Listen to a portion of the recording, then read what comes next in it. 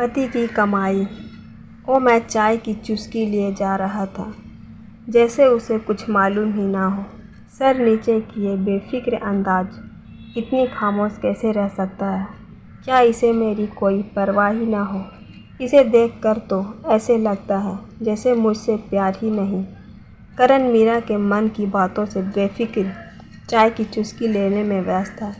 इधर मीरा मन ही मन जली भुनी जा रही थी। जलने भुनने की वजह ये थी, मीरा की सासू माँ ने आज मीरा को जली कटी सुनाई थी और मीरा ने करण के घर आते ही सारी बातें एक सांस में कह डाली। करण बातों को खामोशी के सुनने के बाद बस इतना ही बोला, प्लीज़ मीरा, एक कप चाय पिला दो। यह सुनते ही मीरा झल्लाते हुए पाँव पटकती हुई रसोई की तरफ चली गई। हुआ यूँ था कि मीरा ने आज फिर सासू माँ से ब्यूटी पार्लर जाने के लिए पैसे मांगे तो सासू माँ ने सिर्फ इतना कहा, बेटा अगले महीना तो गई थी, तुम अभी तो न किसी की शादी है न कोई त्यौहार, बाद में चली जाना। अभी थोड़ा घर का खर्च ज़्यादा है, शिवम की कॉलेज की फ़ीस भी जमा करनी है। बस मीरा जल भून गई। पैसे पैसे का मोहताज बना डाला है। भिखारन वाली लाइफ है मेरी। सबके सपने अपने खर्चे हैं, बस मेरे लिए ही पैसा नहीं।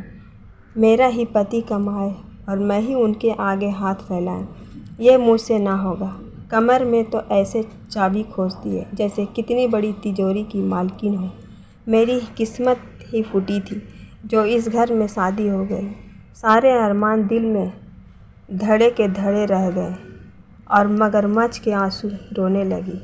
करण ने मीरा के पास आते हुए उसे समझाने की कोशिश की, ये छोटी सी बात है, इतना क्यों परेशान होती हो? तुम तो खुद इतनी सुंदर हो, तुम्हें ब्यूटी पार्लर की क्या ज़रूरत? तुम तो अप्सरा हो। करण ने उसके आंखों में झांकते हुए कहा, अब छोड़ो भी ये झूठी तसल्ली। अरे बाबा, अगले हफ्ते चले जाना। चलो अब थोड़ा मुस्कुरा दो। तो मीरा ने हल्का सा होंठ हिलाया तो करण ने राहत की सांस ली। करण और शिवम दो भाई थे। करण के पिता का देहांत हो चुका था। घर के कमाने वाले करण ही था। शिवम अभी MBA कर रहा था। मीरा की सास घर की गार्जियन थी। वो घर को बड़े सलीके और तरीके से चलाती थी। मीरा आज़ाद ख्याल की लड़की थी। उसे ब्यूटी पार्लर, किटी पार्टी, बेफजूल सी शॉपिंग की आदत थी। कुछ दिनों तक तो ठीक ठाक चला, पर मीरा का ये रवैया करण के माँ कोई अखरने लगा। वो चाहती थी कि मीरा घर के जिम्मेदारी को समझे। यहाँ मीरा के अलग ही राग थे। मेरी पति की कमाई और मैं ही अपने सास से पैसे मांगूं।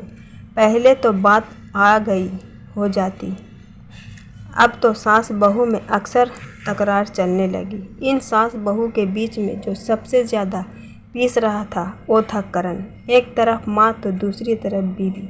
वो मीरा को अक्सर समझाने की कोशिश करता कि आय समिति है, शिवम की पढ़ाई, घर का खर्च, ऊपर से उसके रोज़ रोज़ के नए चोंचले का वो बोझ नहीं सह सकता। पर मीरा मानने वाली कहाँ थी? उसे तो शॉपिंग का भूत सवार था। अपनी सास को जलील करने के लिए करण की माँ शकुंतला देवी करण की हालात को समझाती थी, इसलिए वो अक्सर मीरा को समझाने की कोशिश करती, पर मीरा को कोई फ़र्क ही नहीं पड़ा। एक दिन तो हद ही हो गई। शिवम के कॉलेज भरने की फ़ीस थी। मीरा की सहेली की शादी थी। मीरा ने उसी पैसे से अपने लिए साड़ी, गहने, लाली, लिपस्टिक सब खरीद लिए। जब शिवम ने फीस मांगे तो साफ इनकार कर दिया। शिवम मुंह लटकाकर माँ के पास गया। जब ये सब बात करण को पता चली तो उसने मीरा से पूछा, तो मीरा बेफिक्र पड़ी। बात इतनी बढ़ गई कि करण ने मीरा पर हाथ उठा दिया।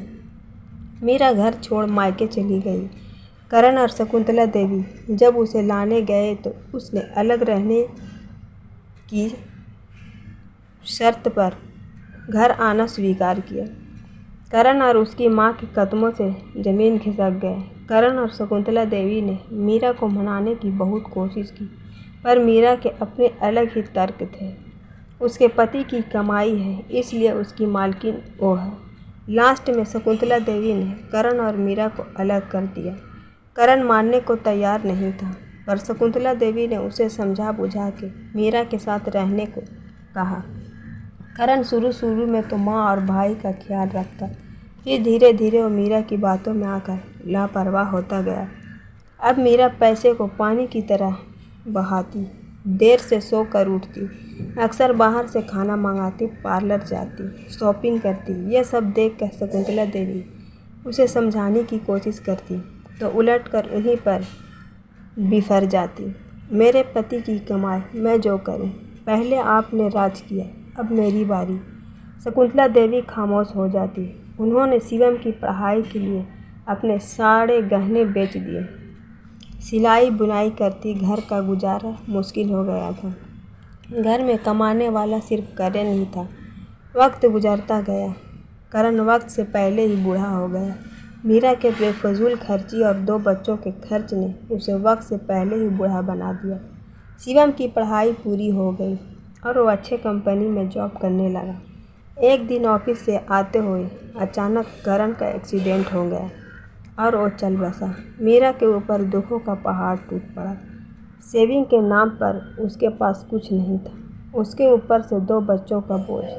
जिस राह पर कल शकुंतला देवी खड़ी थी, आज उसी राह पर मीरा खड़ी थी। पर शकुंतला देवी ने मीरा को बिखरने नहीं दिया। उसकी हिम्मत बनी। दुख के घड़ी में उसके साथ चट्टान बनकर खड़ी थी। मीरा के आंखों में पछताव के आंसू थे, पर अब कुछ नहीं हो सकता था। उसने अपने नादानी में एक माँ को अपने बेटे से, एक भाई को अपने भाई से अलग की। जब उसे इस बात की समझ आई, तब तक बहुत देर हो गई।